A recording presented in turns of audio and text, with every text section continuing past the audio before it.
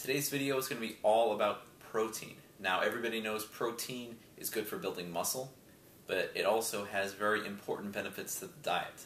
So we're going to go over everything about protein, how much we need, and some of the things it can do for us. So to get started, we're going to go over some of the basic benefits of protein.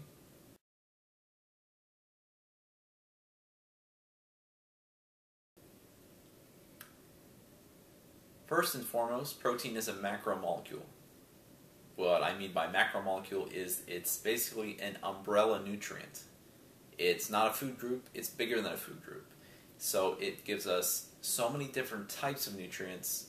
It gives us what we need for building muscle. It brings with us a lot of water-soluble vitamins, like the B vitamins. It provides a source of energy when our blood sugar might not be high enough to power us through our workouts or our busy work days. And basically it's a good structural enzymatic nutrient. It provides a lot of basic backbones for some of the enzymes in our bodies that keep us healthy. So it does a lot more for us than we know. Okay, the second benefit of protein is that it builds muscle. It provides the raw material for muscle. And now I'm sure a lot of my fellow bodybuilder and athletes out there can attest to the positive benefits that they see with protein intake, especially purposefully raised protein intake, making sure we get enough per day, because when we break our muscles down in the gym after an intense weightlifting session, our muscles are starved for protein. So we need to make sure we're eating balanced meals that contain adequate amount of protein. And the third benefit of protein is that, like I touched on before, it's going to provide a source of energy when our bodies are in a period of starvation. If we go 8 hours or 10 hours without a meal, then we can actually break down some of the amino acids in our muscles to provide energy for us. This is when all of our carbohydrate stores and our glucose stores have been depleted. That way we can get directly into the muscle to kind of have a reserve stock of energy. So muscles, they help us move things, they help us with our athletics, but they're basically, first and foremost, a reserve form of energy. Don't get technical with me. Okay, what is a protein molecule? Well, really quickly, I know we don't want to hear too much about boring science, so I'm just going to tell you briefly that a protein is made up of amino acids, and amino acids all provide slightly different benefits, but when we eat a good amount of protein, we're getting a lot of the amino acids. So we're covering a lot of our bases, basically, when we have a protein in our diet, and a good amount of protein in our diet. Some of the essential amino acids, leucine, valine, there are about 20 amino acids that we need from our diet, basically that our body does not make on its own, so we need to eat these from our diet. And having a well-balanced diet of a lot of different lean protein sources will give us these amino acids. So we need to make sure we have a nice balanced diet. That way we don't have to worry about taking pills. And basically, a protein looks like this. The protein have nitrogen, which help with fluid. They can affect the way our kidneys function, but again, our body and our muscles need so much of the protein that we really would have to eat a lot of protein to put our kidneys and our liver and our organs in basically a state of overconsumption. I wouldn't worry for the average American about overconsuming protein, but if you think you might be eating too much, you probably are, so you should probably cut it back. Okay, now how much protein do we need? This is probably the part of the video that most people want to hear about. Now, the recommended daily allowance of protein, according to the USDA, is about 15 to 30%. Now, this is a pretty big gap. So what we're going to do is we're going to assume that we need 25% of our calories to come from protein. Now, if we expend 1,600 calories per day, and we need 25% of our calories from protein, then we're going to want 16 divided by 4 is going to give us 400 calories from protein. Now, 400 calories from protein, you're thinking, I don't know what 400 calories of protein is. Well, we see on the nutrition label that all protein is given in grams, and it's not given in calories. But see, a little tip, protein is 4 calories per gram. So if we need 400 calories, we can divide by 4 to get 100 total grams for the day.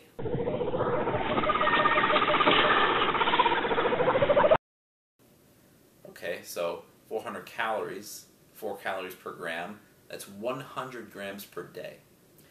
Now, if we eat 4 meals a day, or 2 meals a day, we can figure out how many grams we need based on this information. Now, if we eat 2 meals per day, and we eat our protein in 2 equal balanced amounts, this is going to be 50 grams of protein at once.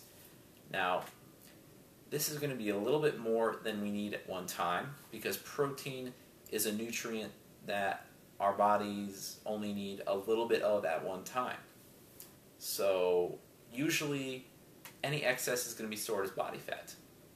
So it's really beneficial in this respect to eat 4 meals per day. And when we eat 4 meals per day, we only eat 25 grams of protein in that one meal. This is about how much protein our muscles can handle, and it's going to prevent fat gain. So when we eat a meal 25 grams of protein, this can be a serving of chicken. 4-ounce serving of chicken is about 25 grams of protein. Also eggs. If you have eggs in your morning breakfast, a few eggs will provide about 20-25 grams of protein. And most other animal products will be for about a 4 or 5 ounce piece, somewhere in the neighborhood of 25 to 30 grams. Nuts wouldn't make a very balanced meal. You'd have to eat a lot of them to get that amount of protein. You'd probably be in a calorie excess. You'd probably be eating too many calories. Also, probably stay away from trying to get it all through dairy, because you'll be eating a lot of lactose sugar, and you'll be eating a lot of saturated fat, because a lot of dairy is made from full fat or partial fat milk products. So I would say meat should be a big part of your diet, especially lean meats like chicken, maybe lean beef on occasion, eggs, definitely turkey is a great source, and let's not forget fish like tuna and salmon. These should be staples of our diet. Hasta la vista, baby. Now, a lot of athletes and bodybuilders out there are probably thinking to themselves, well, I need more protein because I lift weights and I expend a lot of energy and I break my muscles down. Well, this is true, but we should definitely avoid having too much protein at once, because even an athlete who tears down their muscle tissue, like I do sometimes, we think, oh, I'll have a 60-gram protein meal right after the gym. That'll put all the protein in my muscles and get them strong. Well, this is true, but it's also not true, because our muscles can only handle so much protein at one time, even if we lift for an hour or more. So we want to have about 30 grams of protein right after. We want to have protein every so often. We don't want to go too long without protein, and we don't want to have protein too much. I know if you've ever made coffee with one of those old-fashioned filters, you know that if you pour too much water in, that any excess is going to spill over the top. Okay, now this is exactly what happens in our muscle. When we feed too much protein, our muscles can't handle that much, and the spillover is going to come, and the spillover is going to be fat. Okay, so even athletes should restrict how much protein they're eating at one time. Okay, and even in the bodybuilder's case, we should set a limit on how much protein. The recommended amount is 25% for the average American. We can raise that a little if we're an amateur or a professional bodybuilder, but I still would recommend no more than about 1.5 grams per pound body weight. Now, if I'm 160 pounds, I'm going to take, basically, if I want to figure out 1.5 grams per pound of my body weight, do 160 plus 80. And because 80 is basically the 0.5. So what I'm going to do is I'm going to add the 80 to the 160, and I'm going to get 240 grams of protein. That's going to be a lot of protein. So that's going to be the absolute maximum that I would dare eat.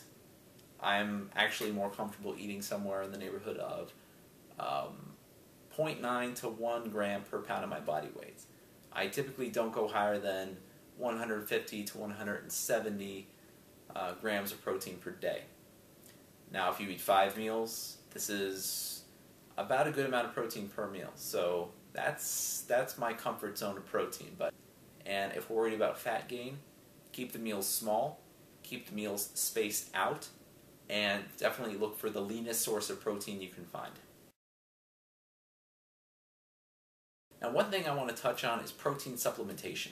This means whey protein, this is weight gainers, and it's the muscle builders and the casein protein, and pretty much half of the shelves of your local GNC or vitamin store is what they're going to be, is mostly protein supplements. Now, whey protein is good to have because if you have an intense weightlifting session and you have to go directly to a bunch of classes or to work, you might not have time for a sit-down meal of chicken and vegetables. So a whey protein shake combined with a piece of fruit might be just what your body needs. Okay, but we should not rely on these because A, we're missing out on essential nutrients when we eat balanced meals, and B, we don't know the long-term effects of some of the chemicals they're using in these whey protein powders, and 3, the ready-to-drink shakes are so much more appealing because they're basically no preparation. You don't have to do anything. You don't even have to mix the powder. But these particular products are loaded with fake chemicals, sweeteners, a lot of calories, lactose, sugar, just completely packed with junk that we don't really need. You know, we can get the whey protein would be a lot better than some of these weight gainers or these high-calorie drinks. So we have to keep in mind that the protein supplements should be for emergencies only. And I actually don't even have any protein supplements because I don't need them. I am able to come home several times a day, so I know that I'm never too far away from a meal, and I know that I can get to food whenever I need to. So I don't feel the need to supplement my diet with whey protein or any other form of protein powder. But definitely it's something to have as an emergency only.